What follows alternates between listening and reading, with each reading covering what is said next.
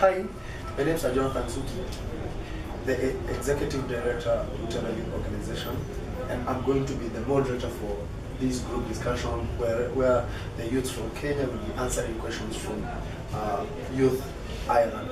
So you could have an opportunity to introduce yourself. I'm Elizabeth Wangari. Yeah, my name is Vixon Odongo. I'm Joseph Kidome. I'm Shiko Mwangi. Thank you for that good introduction. So, what do you do for fun? To me, I like dancing. Yeah. And for me, I do love clubbing and still I do love to dance. Yes. What I do for fun is I watch movies and then I like listening to music. Yeah, and for me, I'm a footballer. I love playing football very much, watching movies. Yeah. That's good. So, like, what do you like listening to? Which kind of music do you like listening to? Okay, me, I like listen reggae and rhythms. Yeah. I do love R&B and reggae. Yeah. For me, I don't love any music because our religious don't love music very much. Yeah.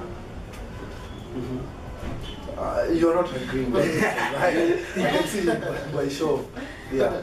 For me, I like listening to cool music, very soft like roots, and also when I go clubbing, I like hyper music.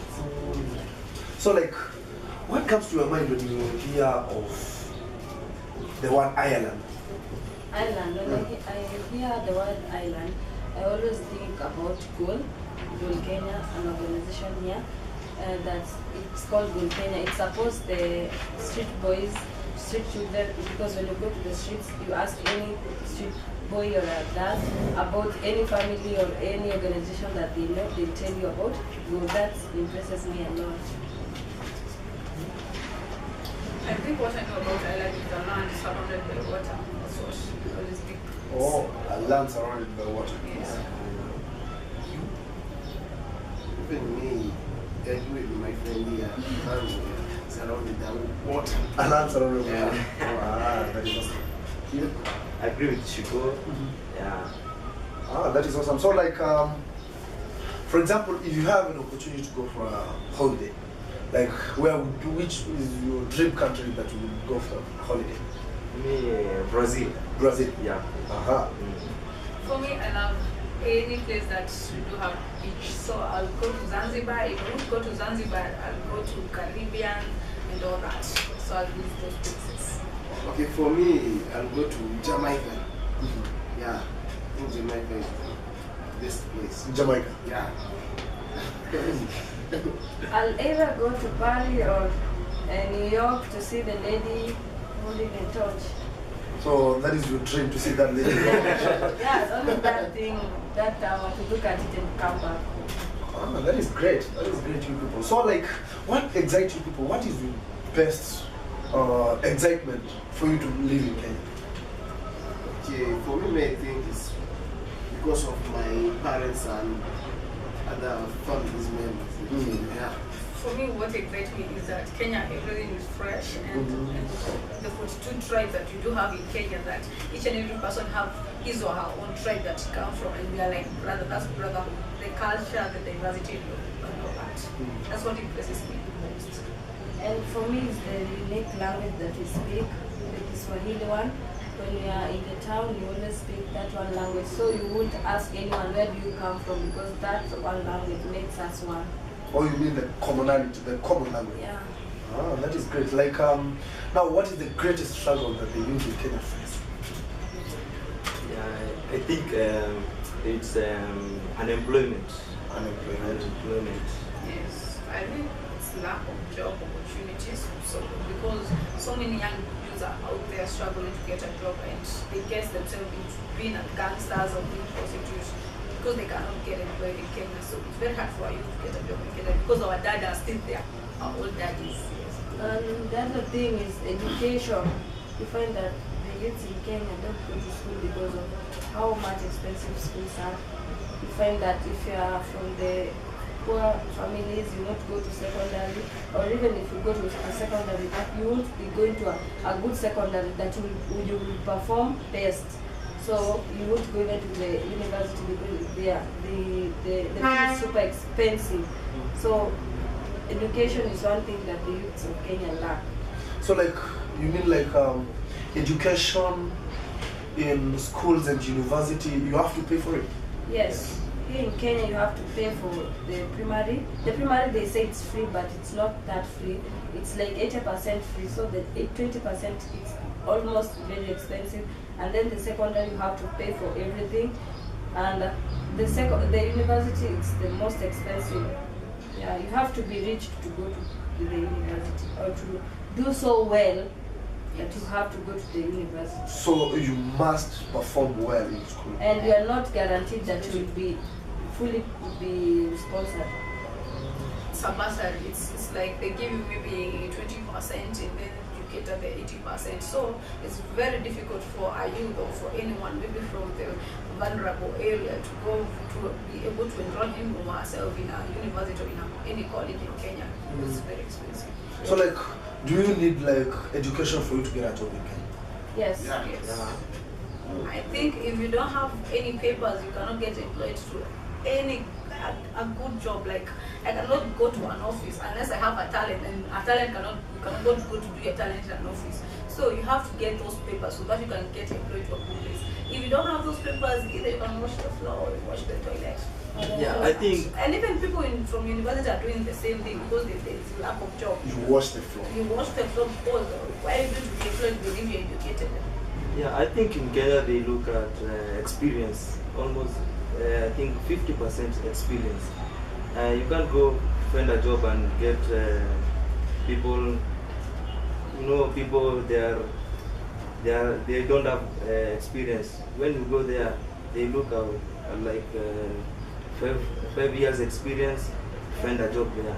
So experience is key Yeah. to get a job. Yes, yes. Very key. That's great. That's great. So like now, what do you think? Should men and women be given equal platform to own relationship?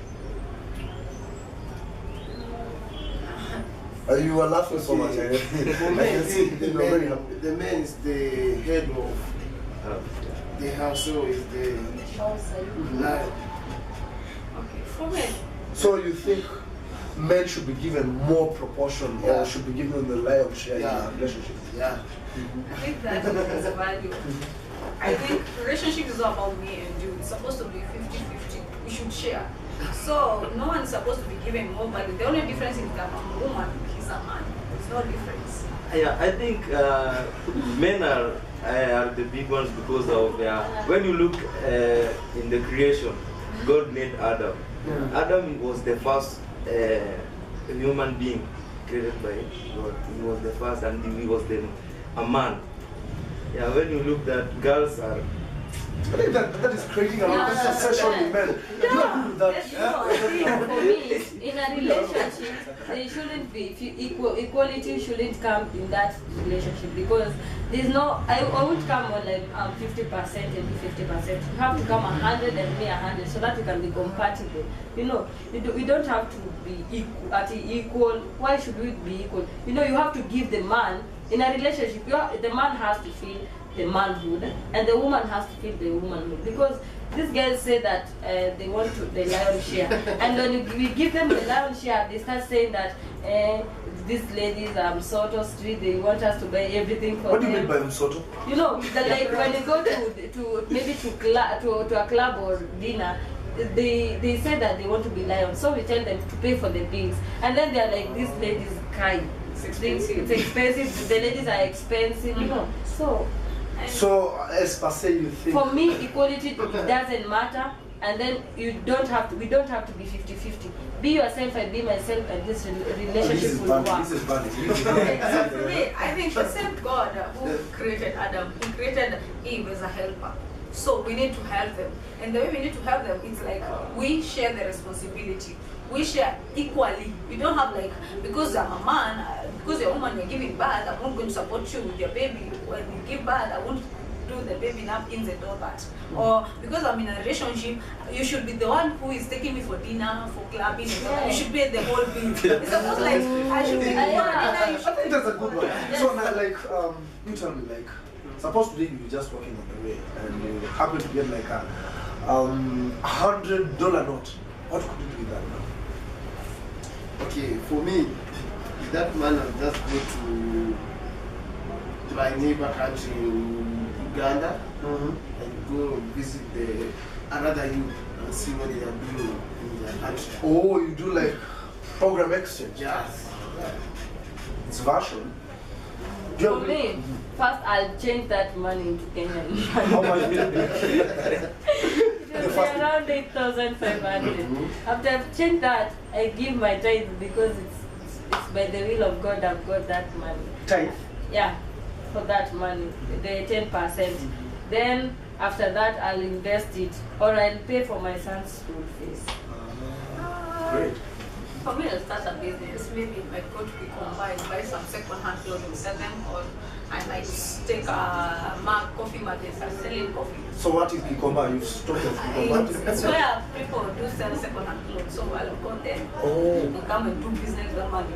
Because it has just come to my hand and I have not worked for it. I should use it to work for it. So to you will get it like a capital. You invest Yes, I'll for you to get invest more that money. money, yes. Do you agree with that? For me, I will buy groundnuts and fry them and use for to sell, to get money, to get profits, and to continue with the business. I think those are great ideas, and I love the aspect of entrepreneurship and making sure that you don't go and beg, because you have it, you can use it as a capital. So I'm very happy to hear all those discussions from you, and it was a very nice interaction session, and I think we're hoping to get good responses maybe from the youths. So, hi, thank you very much, and God bless you. Bye.